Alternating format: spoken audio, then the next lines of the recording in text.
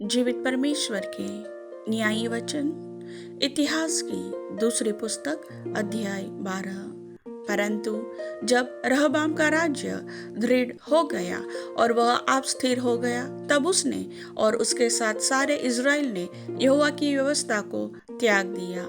उन्होंने जो यहोवा से विश्वासघात किया, इस कारण राजा रहबाम के 5वें वर्ष में मिस्र के राजा शीशक ने 1200 रथ और 60,000 सवार लिए हुए यरूशलेम पर चढ़ाई की। और जो लोग उसके संग मिस्र से आए, अर्थात लूबी, सुकी, कुशी, ये अनगिनत थे।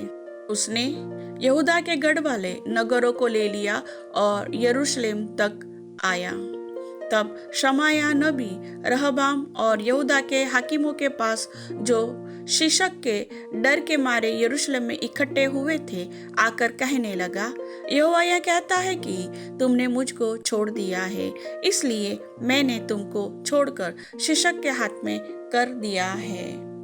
तब इज़राइल के हाकिम और राजा दीन हो गए और कहा, यहोवा धर्मी है। जब यहोवा ने देखा कि वे दीन हुए हैं, तब यहोवा का यह वचन शमाया के पास पहुंचा, वे दीन हो गए हैं, मैं उनको नष्ट न करूंगा, मैं उनका कुछ बचाव करूंगा और मेरी जलजलाहट शीशक के द्वारा यरूशलेम पर न भड़केगी।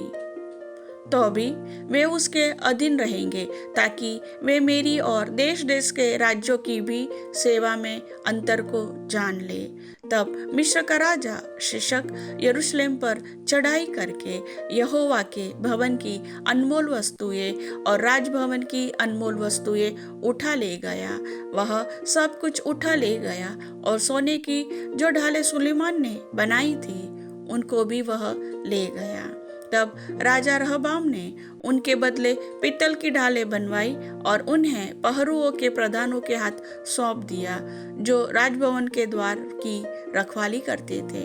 जब जब राजा यहोवा के भवन में जाता, तब तब पहरुए आकर उन्हें उठा ले चलते और फिर पहरुओं की कोठरी में लौटा कर रख देते थे।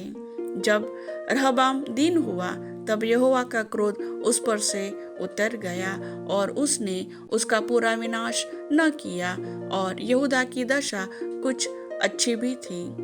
अतः राजा रहबाम यरूशलेम में दृढ़ होकर राज्य करता रहा।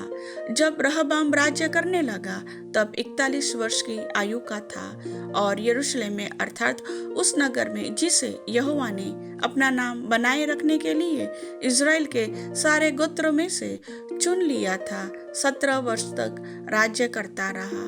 उसकी माता का नाम नामाह था, जो अम्मोनी स्त्री थी।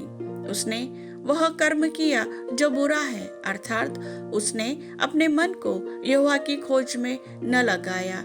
आदि से अंत तक रहबाम के काम क्या शमाया नबी और इद्दोदर्शी की पुस्तकों में वंशावलियों की रीति पर नहीं लिखे हैं? रहबाम और यारोबाम के बीच तो लड़ाई सदा होती रही, और रहबाम मरकर अपने पुरखाओं के संग जा मिला, और दाऊदपुर में उसको मिट्टी दी गई, और उसका पुत्र अबिय्याह उसके स्थान पर राज्य करने लगा।